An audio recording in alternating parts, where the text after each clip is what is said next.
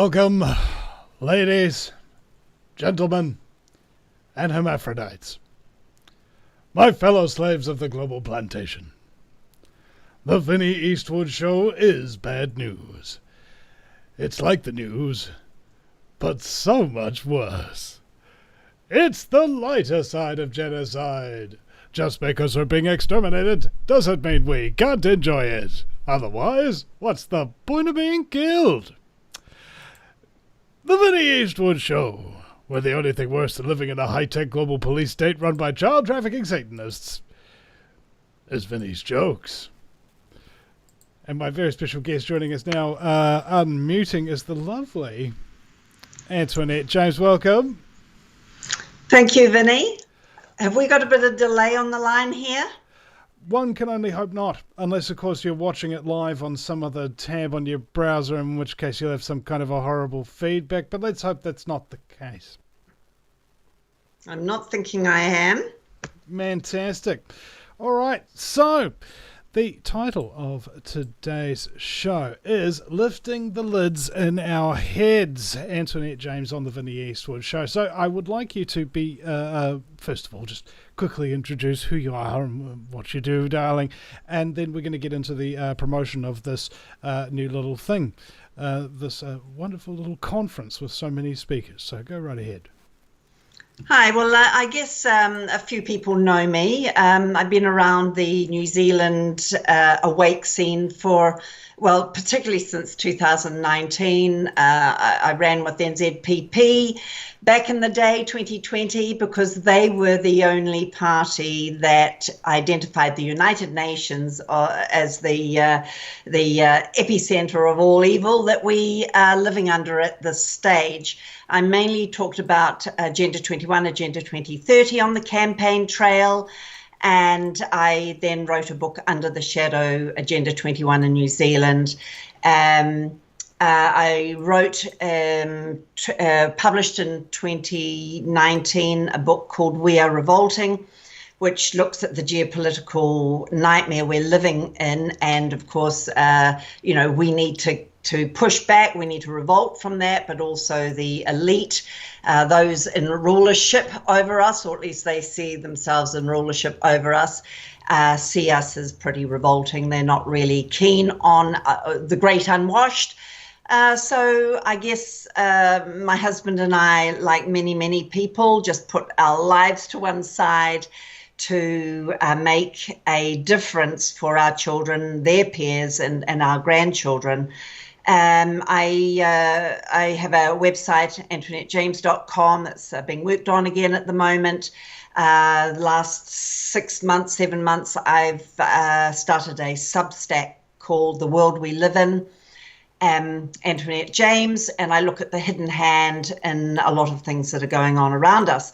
So back in 2020, I was hoping to do some kind of national conference as best as one can in a country that's made of two predominant islands.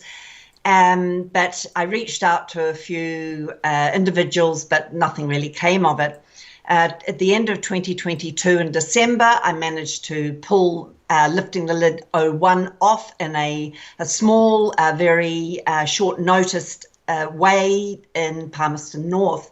We had 70 plus people come to that day conference with different speakers on mainly looking at the COVID situation and also jurisdiction under He Wakaputanga.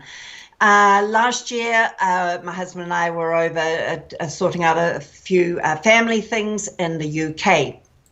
So not much was happening back here for us, or at least not on the ground. I was involved with Rainer Fulmuck and his international lawyers, just trying to facilitate what might happen here in New Zealand under He Wakaputanga jurisdiction.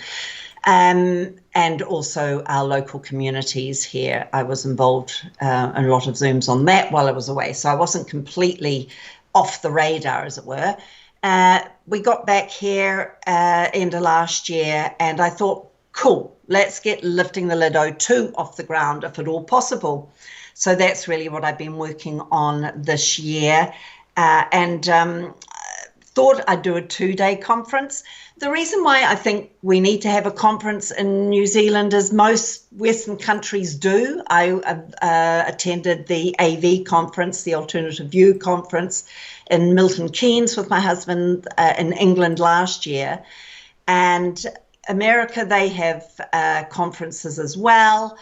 It's a time when we the people can come together. We hear from we the people, but perhaps experts or people that have put a lot of research in. So we're not listening to someone that's been assigned a job from Wellington to come and speak to us.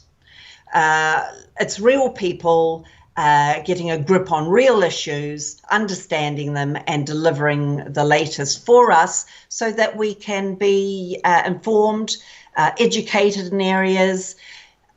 For me, knowing what's happening takes a lot of fear out of things. It's the unknown that can be a little bit unhinging for us. So this year it's going to be in Taupo on the 2nd and 3rd of March, Saturday, Sunday of March. It's going to be at the Wairakei Resort, and we're really looking forward to it. Excellent. So let me see exactly what time. I mean, we need dates, details, names, places, that kind of thing. Just the very, very basic and in short form for those who've got a short attention span, which as far as I know is most of the world. These days. Yes. All right, so let's get on with that. So TikTok. All right.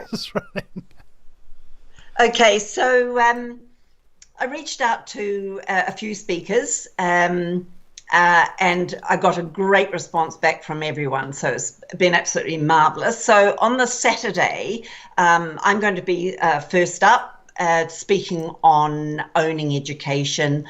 The education we know, particularly looking at schools. Where did it come from? What's it all about? Why perhaps might we want a different model? So I'm going to be looking into that, digging into history as I usually do, and then bringing up some ideas of where we may go from here, which really is back to where we once were, more the apprentice model of education. As a home educator, I understand the commitment there, and I also understand that that's not going to be for everyone. And so, do not worry. There are ways that we can attend to our children and give them a proper education. I think it was, what's his name? It'll come to me in a minute. He said, "Don't let school get in the way of your education," Mark Twain. And we just need to get a balance there. So I'm going to be talking about that. Then next up will be Admiral Gregory Cook. He's talking on Home Guard and the wonderful broad reach that this vision has for us as individuals, communities, and I guess out to the globe. Home Guard Global, he calls his organization. So it's very exciting. I've heard him speak once. And it's what a lot of us are trying to look for in our communities as we come together and recognize each other and make sure we're watching each other's back and supporting each other. So he's going to be talking about that more fully. Then we have Mary Byrne. She's talking on fluoride in our water. Just how we manage that.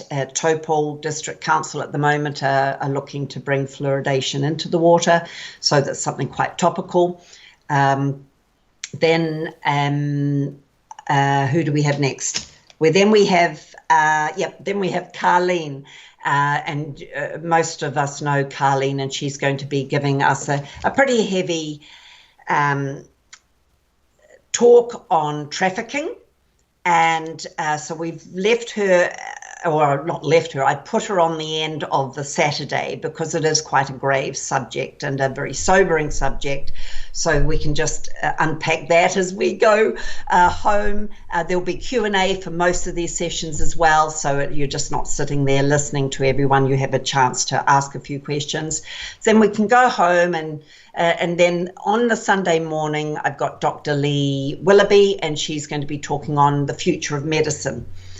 So it's something we're all interested in. It's not the heavy reliance on pharmaceuticals. There are some pharmaceuticals that are good as part of your toolkit for health, but she'll be explaining the future of medicine a little bit more fully. Some people might kind of see it as functional medicine, but she'll unpack that more fully for us. Then after her, we've got Michael Fleck. He is a bit of an expert on wireless radiation and how we can keep ourselves safe in our homes and in our communities. Then after him, we've got Dean Keeper. He is talking on climate engineering. So we know a lot about that. I was listening or seeing a video very recently, mainstream media in America. The weather lady was starting to talk about what the American military are doing in the air. So, no secrets there. I think we all know. It's been denied for a long time, but I think the mainstream are starting to realize the gig's up and are starting to explain a little bit more, not necessarily in its true form, but it's out there in public now. So we'll hear a little bit more there. And then attention all Reese, who most people may have met along with me when we've toured the country, but perhaps haven't heard him speak. And he's going to be speaking on Revelation Action.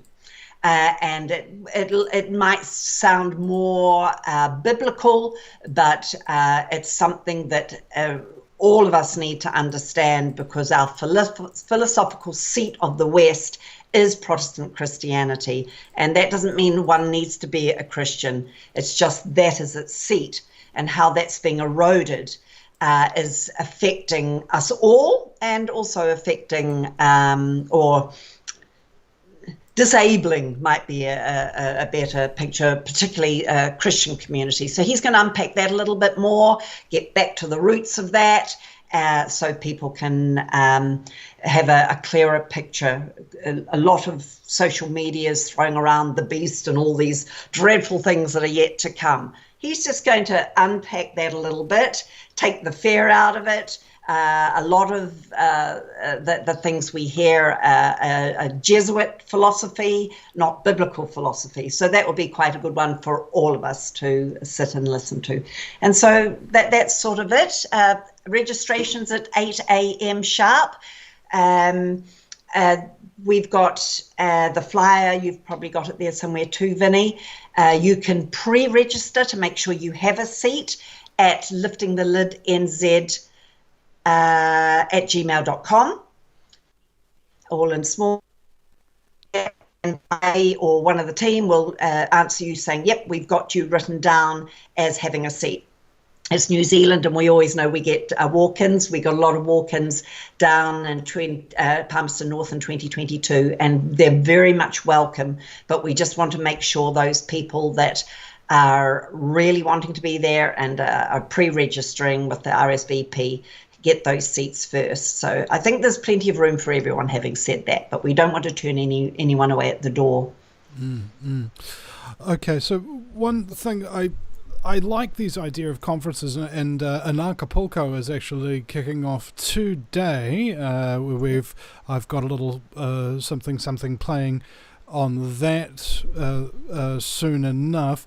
Having some technical issues back here for those of you watching the live stream, so just bear with us. The audio is still good, and I think that there's a vibe change when you go in person, and that's why I'd really like to encourage people to go to this conference and more to the point, any conference.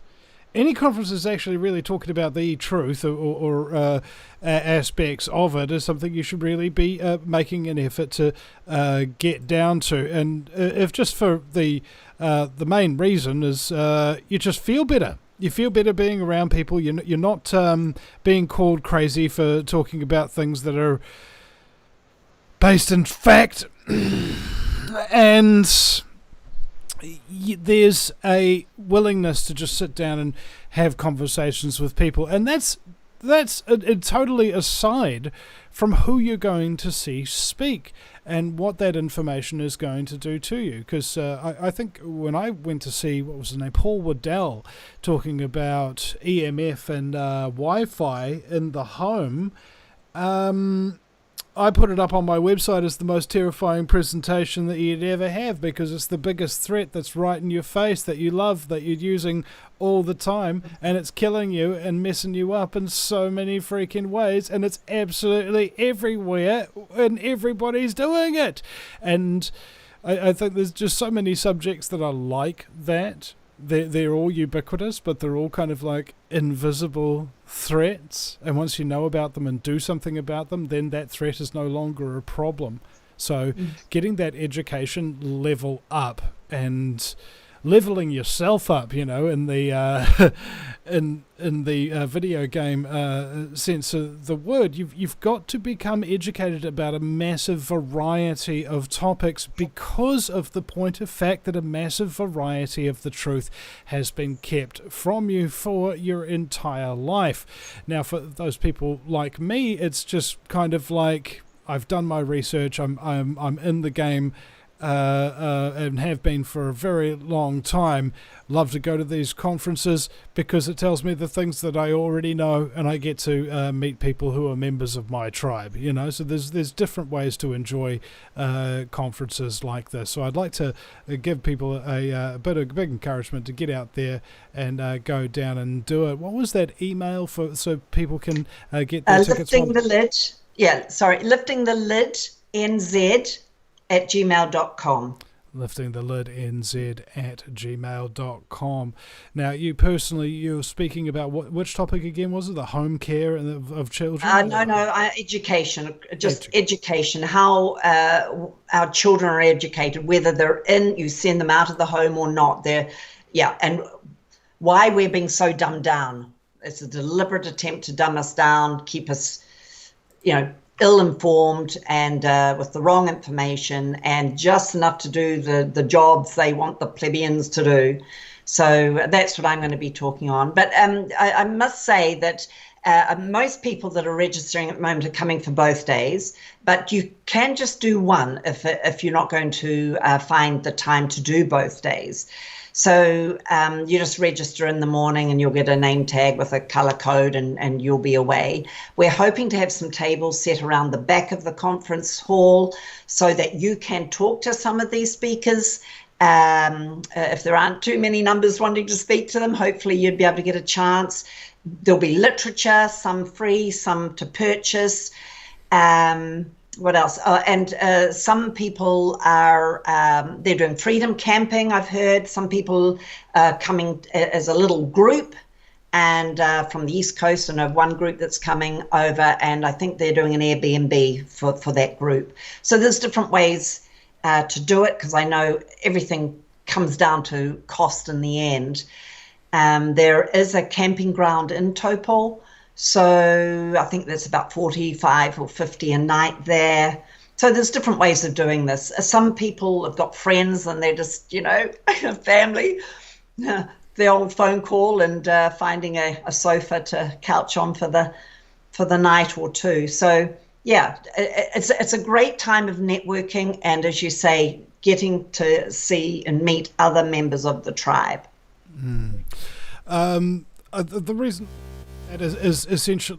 The reason I say that is essentially because most of us are alone the majority of the time with our thoughts by ourselves, and often not encouraged. And I was on a call with the Ground Zero radio hosts and crew yesterday, And Clyde Lewis said that my show's kind of like a therapy session for some people. Some people have been telling them this, that like Vinny Eastwood's my therapist. And I'm like, okay.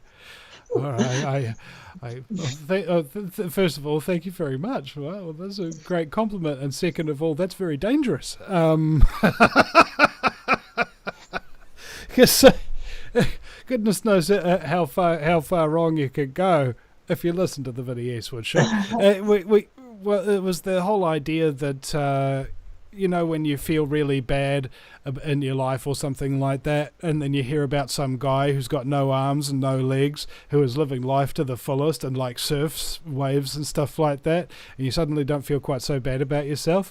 It's like the Vinny Eastwood show is kind of like that for conspiracy theorists, because no matter how bad it is with child trafficking, Satanists everywhere, and enslavement mechanisms through Agenda 21 technocratic control grid being forced into your blood via the airways in a graphene oxide self-replicating nanotube system. The Vinny Eastwood show is always so much worse than all of that. So you can just like be like and refreshed.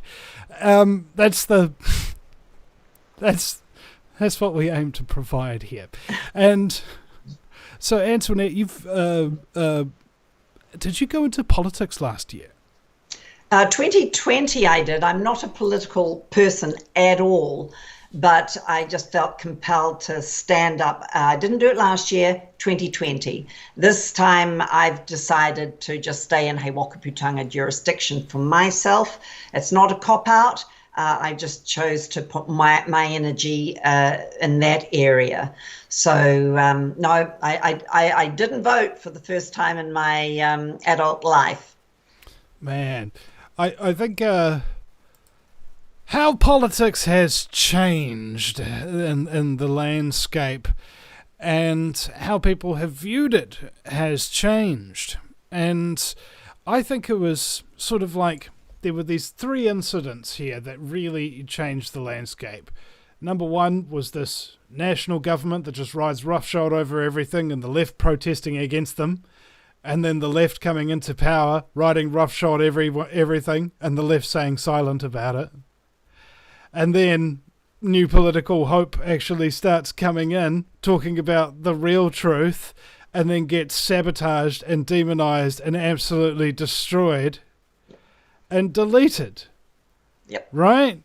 Those three things. And last year. Yeah. Those three things were just like, okay, there ain't no political solution. I mean, it's not possible, is it? They've managed to close the gates. They've managed to tighten all the loopholes. So even if somebody was genuine and did want to do the job, well, they're constrained by so many things in the first place, and now all these things in the second place. So there's literally nobody you could ever vote for that would actually ever give you a skerrick of hope. But there'd be plenty of people you could vote for to placate yourself. I wonder now, in terms of action, you can educate yourself so much that you become rendered inert, and the only thing you want to do is just learn, and you never actually get into the teaching or the application thereof, the things of which you are learning. Could you talk about that for a moment here? Because it's yeah. I'll just step back and then I'll talk because what I need to also let your audience know is lifting the lid. It's a $30 each day. We've tried to keep it as low as we can because of that. We've had to hire the facilities, et cetera, But I don't want people thinking that to turn up at the door and not realizing that it is a paying conference. So I just pop that in. But yes, I think that's what this conference is going to look at as well. Several of the speakers will come up with solutions because we need the solutions. And I think just the mere fact we're having a conference like this, we're coming together, we're networking, we're eyeballing each other, we're doing the face-to-face. So we're seeing our community as part of the answer because it's got to happen at our level. down at grassroots level. It's about us coming together and finding our solutions for our communities and extended communities. And for me, He Wakaputanga is definitely part of that. It's a jurisdiction that steps out of the corporation jurisdiction. We can have a foot in each camp at this stage, but we can step out of a corporation jurisdiction in our local community or our area. Having said that, we need to be wise. We don't want to be doing anything silly that can raise a red flag and the corporation come in heavy. But there are always solutions. Always. There's always loopholes. There's always a back door. We know that with internet and etc. And same with legislation and the legal system. There's always back doors. And as we come together in communities, I know several people that can speak into some of these loopholes or back doors.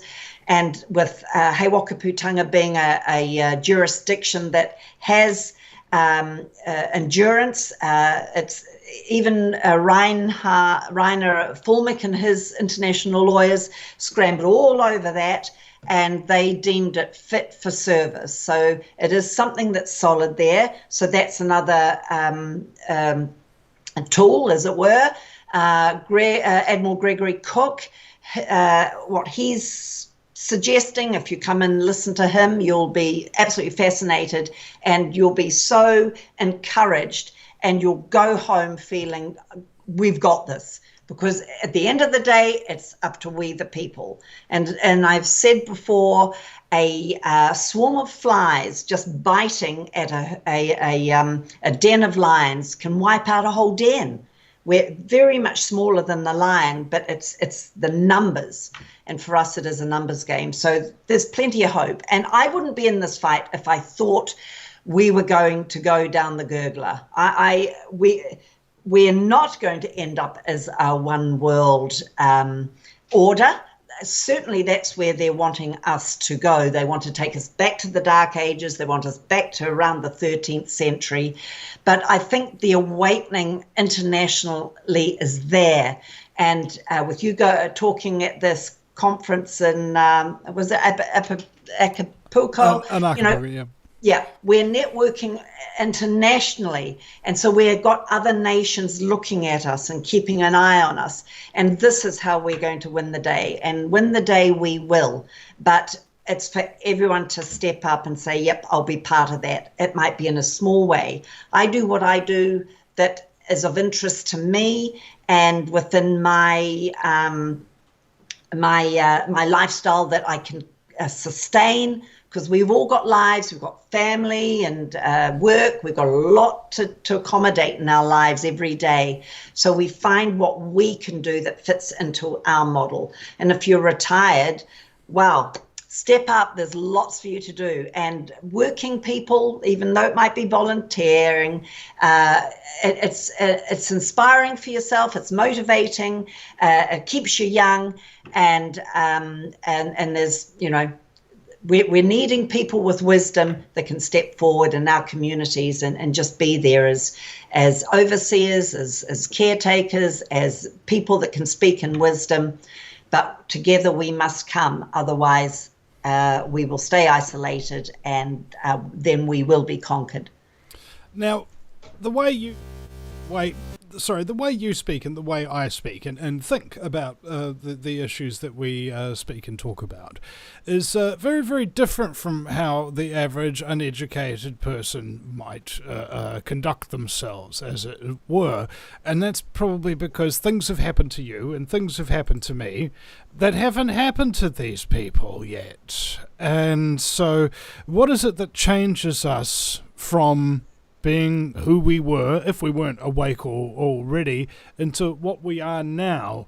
And in my opinion, it's not information that does that, it's emotion, and particular trauma. You've got to be traumatized by the system in some irreparable, unjustifiable way before you start to even become suspicious that there might be something wrong. Because once you're suspicious, and your suspicion is not laid to rest with a reasonable explanation, or, in fact, what's reason, what's logic? You see, what it is a wonderful group of terms in order to kerfuffle people with a bunch of bumbling misdirection. And that way, people are so confused that they don't know if their suspicion is actually suspicion or if they're just mad. And they like to encourage people to believe that they're mad. And, it's a simple fact that you're not crazy. It's the world that is crazy, because the world is run by crazy people. Okay, sweetheart, it's not that difficult to figure out, but it is a difficult thing to accept, isn't it, Antoinette? Yes, it is. I think, you've had big-time trauma with your internment, shall we say, but it's all relative. Sometimes it could just be something with our family, or it could even be just a traffic fine or something that traumatizes us, and we see that we're actually up against something that is, tyrannical. Years ago, you'd get a warning, and it was a polite, be careful as you travel. But now it's just they're coming down on us all the time. But I think that trauma has got to inspire you to get out of your fear, because I think trauma and fear go together, and you need to decide that you're not going to be in fear anymore. And I think once you've conquered that, you're a lot better off. And for me, way back, looking at over 10 years ago, when I first nervously got on Facebook just to touch base with a few people, the fear of being out there, the fear of the internet was awful. And in fact, I remember making one little comment on something once about overpopulation, which I don't think we are overpopulated as a planet, and I was thumped with all these comments, and I was so frightened. I didn't go back on Facebook for weeks. I was so traumatized. But it's fear. We've got to get over that fear and then realize actually we can cower here and it's all over, or we can meet them at the gates, as Jordan Peterson says. It's better if you meet them at the gates. If you cower, it doesn't go back. It doesn't go so well for you. So we have no options. We've got to get out there.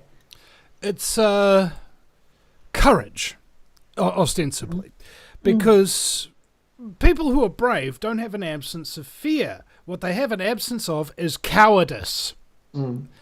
Cowardice is when you're afraid of something, and being afraid of something is enough to make you stop yourself in your tracks and do the right thing. That's but a touch of reality, actually. I'm not going to die, just because sometimes that courage comes with the fear that that's me finished or whatever.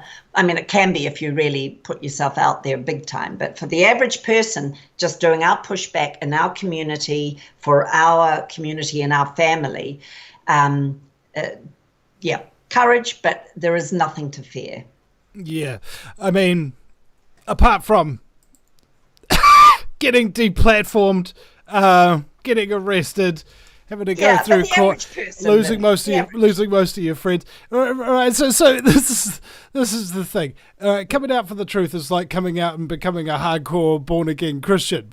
People get tired of your ranting. You're always talking about the same thing. They don't invite you out to the parties anymore. You do the babysitting.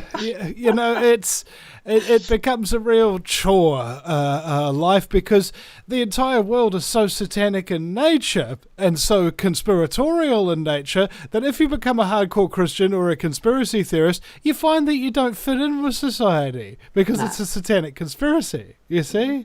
And so I wonder what the point is for a lot of people who are living their life. Like in the Western world, we suffer from depression and suicide and stuff like that way more than in other much older cultures. And I think that's because the whole individuation, the whole separation from the community and any kind of daily thing, like, do you know 100 of your neighbors? You're right. That sort of thing. Back in the day, people did, right?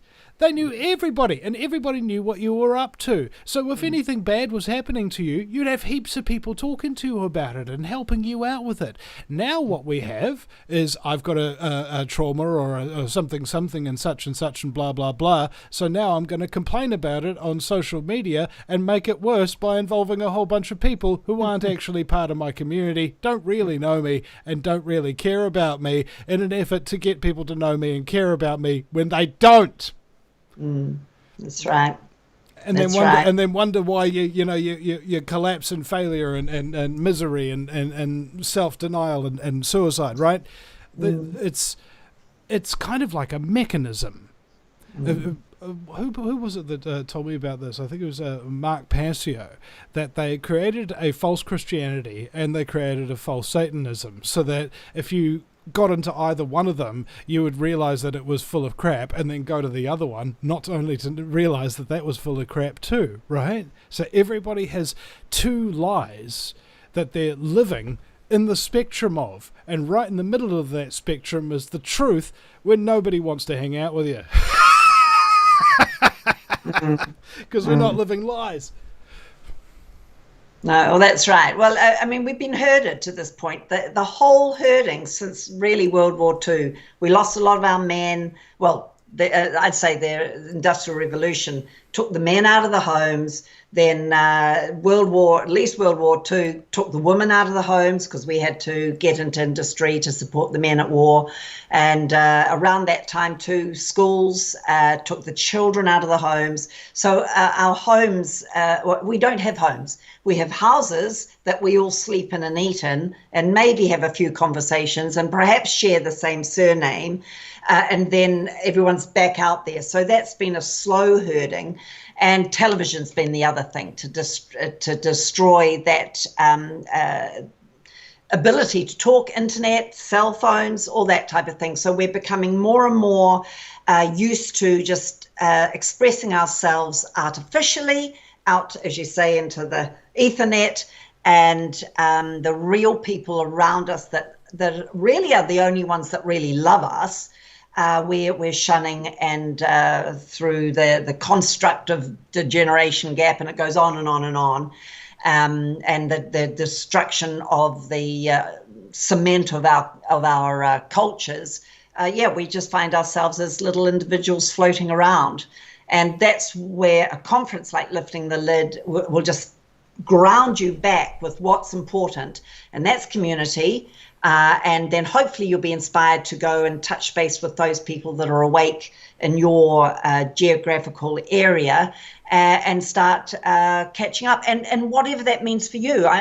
There are some communities I have friends in that are very much knitted together, and then other communities that are like the community I'm in, that's a lot more looser. We get together, we know where each other are, but we're all so busy in our little in our paths doing our pushback and whatever organization or group that might be.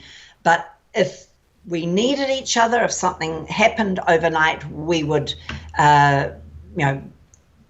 be able to spring back into operation and be that community to make sure that people are fed, and people's health, that our elderly are not neglected.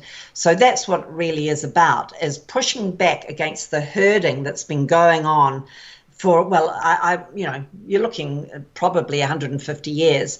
And because it's gone on for so long, we see the world around us as being normal. But in the West, we're not in touch with our ethnicity. We're in touch with the globalist ethnicity, the globalist culture. And we just need to find ourselves back to where we were before we were hijacked, whether it's Scottish or Dutch or German, Maori. They haven't been had their culture ripped from them for a number of hundreds of years that some other cultures. But So they're hanging in here in New Zealand. We've got a lot to learn there, but we were once like that. But even Māori, Pākehā, non-Māori, we've all got to find our way back to community and back to caring and being around those people that have an interest in us and we in them. Indeed. I have this more hopeful phase coming, right? The last couple of years, maybe 5 years in a row, it feels like, ever since 2019 of the Christchurch Mosque Massacre, ever since then, it's been really tough, if you're telling the truth. Yeah. All right, and it's been tough on everybody, lockdowns and so on and so forth, and goodness knows the people who didn't make it out with their health intact, or their lives for that matter. But that's a side issue. I think that this year is the year where things aren't going to be quite so bad as they were, if only because the rulers of mankind know that if they just keep hammering us and hammering us and hammering us, we'll revolt. And so what they do is they hammer you really, really hard until you're just about to revolt. You're just about angry enough. And then they lax off for a little bit. And you're like, oh, okay, sweet. I can live my life again. I'm not a slave or anything. And then they come back. Well, they will. That's what this coalition government is, And I've heard people say, oh, look, they're going to do this and they're rewinding that. And I just remind people they're giving us little crumbs. We've been on starvation rations for the last 6 years. And so the little crumbs they give us, we think's a feast. It's not. They're just dealing with a few small picture areas that sure may relate to us, but the big picture carries on. So when they change government next time, they can just pick it up where they let off. This is just a commercial break that we're experiencing. Yes. Your regular tyranny will return in a moment after these messages from our scumbaggery. And that is how it works. And when people were telling me, oh, Vinny, they're going to get rid of Three Waters, I was like, no, they're not. They're going to withdraw it for a short period of time. Call it something else when it comes back. Yep. Rewrite a few of the clauses so that they mean exactly the same thing that they used to. And then pass it at 4 o'clock in the morning when there ain't nobody there in opposition to challenge it. And then they won't even implement any of the policies. They'll wait until the next government with left cover, who will then implement the policies that the right-wing frickin' bastards passed. That's right. And then blame the right wing for what they are now doing. Even though we're a sovereign parliamentary dictatorship where no parliament can bind any future parliament. It's a perfect circle. They've got to do it. It is. It is. Good cop, bad cop. We believe it. Sadly. Yeah. It's like having a porn star economy where everybody's getting screwed. It is. It is. I can't say that I feel overly rosy about what's coming, because what we've seen thus far, it appears brighter every day to me by comparison to what's about to happen. And I think fear, you were talking before about fear. What is it used for, right? And what are the responses to it? And you have, I think, what was it, 5 responses. Fight, I'm going to kill this thing. Flight, oh my God, let's get out of here. Freeze, just don't move. Maybe it'll go away. And submission, yes, sir, I'll do what you want, sir. And then attach, oh, yes, sir, I'll do whatever you want. All right, so, and I think the people who run mankind are adept at getting that final stage. Oh, yeah. You see, can you explain that a little bit to people? Just how they can be like trained, like a dog, right? To be this way. Are you talking about the rulers or us? Both. Column A, column B, whichever. Yeah. Well, I think this has gone on for millennia. From what I understand from historians, is it happened even before the pagan Roman Empire even was a twinkle in anyone's eye, and that was by the Venetian nobles. And that's when they had the Delphi and the Sibyl, and people would come to the priests and ask, am I going to be able to win this war? What time should I go to war? All that type of thing. But these nobles, they actually controlled the whole thing. It was a show. So they would get the information because everyone trusted them because they were priests, and they got the big picture. So they were able to understand the psychology of the different factions, and then they would say yes, no, war this time, or don't war this time, and if or you're going to be destroyed. So if they paid more money, then they could go back to the Sibyl, the Delphi, and get her to predict something better for them. So this kind of psychology of man is that the elites have a knowledge of has been slowly built up over millennia, so that if we fast forward to the Nazi regime, for example, and then even before that, when you're starting to look at Freud and the Frankfurt School, they were all they're academics, and they're understanding the way we think and how to guide us and hurt us. So then after World War II with Operation Paperclip, we got all those Nazis over to the newly formed CIA and FBI, and they have basically carried on through the millennia what happened way back at the Delphi millennia ago.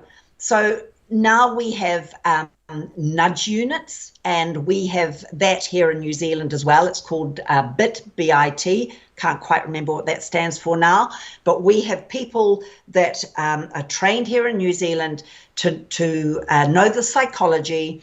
Hollywood's a big part there. Everything we read, the right words that need to be said, the reshaping of words. It is an art form, and we would underestimate the eloquence of it. So we need to understand, if we don't connect ourselves back to community, connect ourselves back to our ethnicity, those what our culture was based on in the West, Protestant Christianity. And the reason I say that is because Protestant Christianity is the only philosophical seat that says you can be whoever you want, you can believe whatever you want. The Catholic model in Europe is top down. The Islamic model in the East is top down. But particularly when you look at the founding fathers of America, you see a very sharp contrast to what a Protestant Christian philosophical seat looks like. And we need to hurry up and get back to that, because that is being wiped off the table. As you said before, you're not popular if you're a Christian. That was one of the first things that was that was vilified coming out of World War I, World War II. You destroy all your men and your leaders, and then you can start destroying your culture. And it's said that politics is downstream of culture, and culture is downstream of religion. So we need to get back to what religion or spiritual experience or spiritual reality that we want, so that our culture and our politics will be safe. And from what I've seen, Protestant Christianity is that spiritual or that religion that gives the most freedoms. It certainly has made the West incredibly prosperous. And until the Rockefellers got their hands on us in the early 1900s, and particularly coming out of World War II, things changed a lot. anyone could be whoever they wanted to be, succeed in life. You could raise a family, have a holiday, have a mortgage on one income. Things changed very quickly, and that started with Rockefeller getting into seminaries and into the, mainstream religion. Not that I'm into that, but and changed the course of the West's religion. Once you change that, once you realize that we're not made in the image of God, once you or at least taught you're not made in the image of God, you're taught that our lives are nothing, we can abort our babies. Once your religion says that, then your culture will express that and politics will reinforce that. So we've got to get through this globalized elite culture that we think is ours and get back to our own cultures, which cared for our elderly, cared for our young, cared for the vulnerable. So it's kind of like social engineering, really. Yeah. You can. Here's what I want to build. You know, you could be building a car, you could be building a house or something, but what you're really building is an entire systemic network that would coerce people into a particular way of living. Yeah. And prevent them from ever really looking at the alternative as something that is cool or something that is fun or something that is beneficial or something that has historically paved the way for all human freedom. You know, you don't want to look at certain religions in that way. But the concept here, if I may, is how do you turn a human being into a battery? All right, a battery for an engine, just like the old Matrix was saying.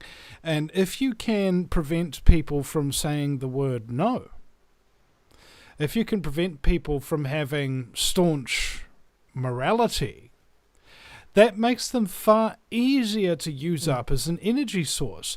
The problem is, without the ability to say no, without morality, you have no real grounding and you have no real sense of yourself and what really belongs to you. All right, you don't think that you're a king or a little god or a little goddess or something of that nature. You think that you are property because you have to go and you have to do what you were told to do. Yes. You've lost your agency, you've lost your autonomy. If you believe that somebody else's word is law and that you are virtuous for abiding by it, that's how they can keep control of you forever. Yes, and that starts in childcare. That's the whole purpose of childcare. It's got nothing to do with, allowing that mum to get out to work if she needs to. No. Isolate the children, get them used to, from day one, coming under the obedience of someone else. Shoot. And then school takes it on, and uni, etc. But that's what childcare is about. And there's quotes, I haven't got them to hand, back in the late 1800s and early 1900s, got to get those children. I mean, I think it's even, is it Silent Weapons for Quiet Wars? I think it might be even say there, you've got to get those children out of the home. They've got to be isolated from the virtues and values of that family. We've got to put state virtues and values on them. That book, by the way, Quiet Weapons for Silent Wars, or was it Silent Weapons for Quiet Wars? Who cares? It's irrelevant. It was on the bookshelf of former Prime Minister, now Dame Jacinda Ardern. Well, I wouldn't be at all surprised. No. Required reading. Yes. Like, darling, this is what we're doing. Here's your textbook. Yes. Yeah. We'll send a memo each morning so you know what page you're on to. Yep. It's a playbook, right? And once you know what Agenda 21 is about and how all-encompassing it is and how well they've thought out this scheme, then it should be utterly no surprise to you whatsoever. What? Somebody's got the ability to control everything I do and say and speak and think and forever and all time in the entire world? That's impossible. No, it's not. It's impossible if you don't put an effort into it. It's impossible if you don't know how to use technology. It's impossible if you don't got the scumbaggery. All right? But if you do got the scumbaggery, and you do understand the psychology, and if you do got the technology, it's everything but not possible, okay? It is coming for you. It is being set up as we speak. It's probably already watching you and listening to you right now, just for that time that you slip and say, oh, I'm going to go do this, and then pow, they come down with you with a drone strike, and you won't see it coming, okay? Did you know that those drones are like 10 kilometers away when they fire those missiles at you, and they're not that big? You can't even see them. No. And you won't even hear the rocket before you blow up because it moves faster than the speed of sound. Okay? Just everywhere and always, these people are talking about, I'm going to get a tiny home, I'm going to survive this. Love comfort. One Hellfire missile, bro. All right. Yeah. Someone's got selling shares in an island. And I just thought, my goodness, you just need one tsunami and it's all over, people. The thing is, we can't escape. We're here. You're saying about fear. Do we fight or flight? But there is no flight left. There is nowhere we can go. We're here. We've got to push back right where we are now. And definitely, it's about just thinking I am the bulwark between my children being total slaves or their freedom. And it stops here. You've just got to make that call. And I think this is the wonderful thing. Not that I'm I suppose I might be on the bottom end of that, but, we're looking at all these baby boomers. What an amazing time to be alive if you're a baby boomer. We need you. You are a good-to-go army. You knew what it was like. You can see what is happening now. You've seen your children grow up. You're probably thinking, why are my grandchildren so reckless? Why aren't they? Where's their manners? You've seen what it was and what it is. And we need everyone, particularly, I think, retired people that have got time on their hands to put something, into this pushback so that we've got our children have got a future. Mm-hmm. You got to put that $500 a week that you get from your superannuation to some good use, ladies and gentlemen. Like, seriously. And at this point in time, what is it? It's 2024. In 20 years, maybe 30 years, almost everybody, and I mean almost everybody, who knew what stuff used to be like will be dead. Yep. Okay? And then there's nobody to tell you the stories, nobody to say things like, back in my day, all right? Yep. There won't be anybody around to remind anybody who's still alive what used to be. And that means all the children that get grown up will only believe what they're told to believe. That's right. And it'll be the new normal. I think it was George Bernard Shaw said, that the new normal will not be normal at all, but because everyone's going to be like that with the way they view life, the way they view themselves, their mental health, that's going to look so much different than what it used to look like, 20 or 30 years ago. So we've got to get a grip and get a grip fast. Indeed. And change things. I say to my children, you don't, do what you want to do in life. This is your one life, but don't be a slave for the man. Think about, what do I really want out of life? What do I want? We're put on this treadmill of school and uni, and then we've got to fight our way up the corporate ladder or whatever. Women have got to be out there in the workforce. Children are left at home, latchkey children letting themselves in. Everything is coming back to bite, but it's not too late to wind it back if we can start putting a few priorities and just thinking, what are our priorities, and not being so egocentric. It's all about me. Every time you turn on television, Hollywood, everything is about me, and I deserve it. And there's no public spirited, there's no community togetherness that's coming out of any literature. Most of the literatures have all been edited, and we know Ardern, was it 70,000 book burnings she took from the libraries? And that's what all the stories that will come out from the baby boomers as they get promoted, that they'll all be stuffed, probably done in the Vatican library, never to resurfaced, and history will be edited again.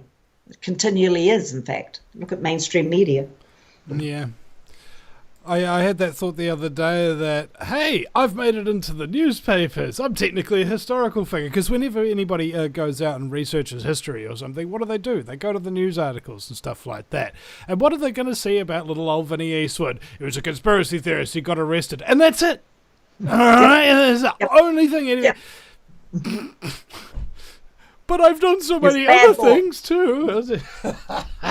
Yeah. But it's just not fair, ladies and gentlemen. Life ain't fair, they say, unless you are a fair person to other people. All right, and I think that we haven't got the morality just in general in human society to create a decent one at the moment. All right, there just aren't enough people with a backbone and courage and true care. There just aren't enough, and those people have to be created. They have to be schooled. They have to be indoctrinated into the ways of the Force, as it were, and understand that scumbaggery, that while it may sound a little bit of funny, might sound like an onomatopoeia, because it kind of sounds like what it is, like pop or splash. And in such a way, the way that people are living their lives is becoming an expression of how they're being indoctrinated. And they're being indoctrinated by scumbaggery, and then being shocked when people call them a scumbag. It's like, actually, yes. Yeah. Yeah. Yes, you. New legislation. Stop people bullying us. We poor politicians. Those poor dears. Really. I know, sad. Somebody needs to wipe their mouth and change their nappy. These poor dears. All right. With that being said, on that high note, we're now going to close off the show. I completely forgot to promote my works and everything like that, ladies and gentlemen, because I was just like, I just love talking to Antoinette. She's great. So if you go to thevinnyeastwoodshow.com, that's thevinnyeastwoodshow.com, because there's only the one Vinny Eastwood show, and go in there, and there's a KIWIBANK number for those of you who want to set up some automatic payments. All right. $5 a week, $10 a month, $100 a month. That'd be lovely as well. Every single cent, every single piece of equipment, the green screen behind me, the lights that are lighting it up, the 3 computers in front of me, the modem that is providing the internet for them, the posters of the walls, the shirt and the jacket that I'm wearing, my underpants, ladies and gentlemen, everything that you see on the Vinny Eastwood show has been given by people who watch the show. All right? In some way, shape, or form, the very food that Vinny Eastwood eats is down to you. So, the question is, do you think Vinny Eastwood deserves to eat today, tomorrow, or something of that nature? So please, to start up a little automatic payment. You might not think it's much. You might think, oh, this is only $1 a month. It's not going to make any difference. Yeah, but there's a lot of other people who think that if it didn't make a little bit of difference, but they all did it, and then they all did make a difference. You see? All those little bits, all those wonderful words of encouragement that we receive on the show, because it is not an easy thing to do a show that talks about serious things and keep it fun. That's not easy. If it were, everybody would do it. This industry of truth is so serious and so traumatizing and so difficult to get through, and sometimes you just need to see something that's even worse than that in order to make yourself feel better about it. And that's why the Vinny Eastwood Show is here, to be worse than all of the child trafficking Satanists combined. And if you also can support my band on Patreon, we're making some tracks and things of that nature. Maybe you'll enjoy my music, maybe you won't. You probably won't. But anyway, thank you so much for listening to the Vinny Eastwood Show today. Thank you very much, Antoinette, for your time as well. And last thing, just before we go, very, very quickly, what is that email? What is the time and location of the conference, please? Right, it's March the 2nd and 3rd, Saturday and Sunday, 2nd and 3rd of March. Start registering at 8 a.m. That's when you pay your $30 a day. It is at Wairakei Resort, Taupo. It's just going to be a great time. I really encourage everyone to come. If you've seen me on the show today, do tap my shoulder and say that you were on the show watching Vinny and I. That would be really cool. I really enjoy, I don't always remember names, but I really enjoy meeting people all around the place. So yeah, come. Lifting the Lid NZ@gmail.com. liftingthelidnz@gmail.com. Just email us there, say that you're coming, and we'll make sure your seat's reserved. That's all you need to do. And then you register at 8. Try and get there nice and sharp because we've got a lot to get through. There are flyers. I don't know if you've got a flyer there, Vinny. I think I might have sent you one, but perhaps just throw that up somewhere. Let me just do that on the share screen for a moment. Here we are. All right, it's up on screen for people now. Lifting the Lid conference, mate. There it is. Yeah. Okay, excellent. So, with that being said, everybody, thank you so much for listening to the Vinny Eastwood Show today. And we will see you again sometime at thevinnieeastwoodshow.com. I have, again, major technical difficulties today, ladies and gentlemen, so I apologize for that, but the audio is still good. If you don't have audio, you don't have a show, they say, especially if you're in radio. And thank you very much, ladies, gentlemen, and hermaphrodites. My fellow slaves of the global plantation. The Vinny Eastwood Show is bad news. It's like the news, but so much worse. It's the lighter side of genocide. Just because we're being exterminated doesn't mean we can't enjoy it. Otherwise, what's the point of being killed? The Vinny Eastwood Show, where the only thing worse than living in a high-tech global police state run by child trafficking Satanists is Vinny's jokes.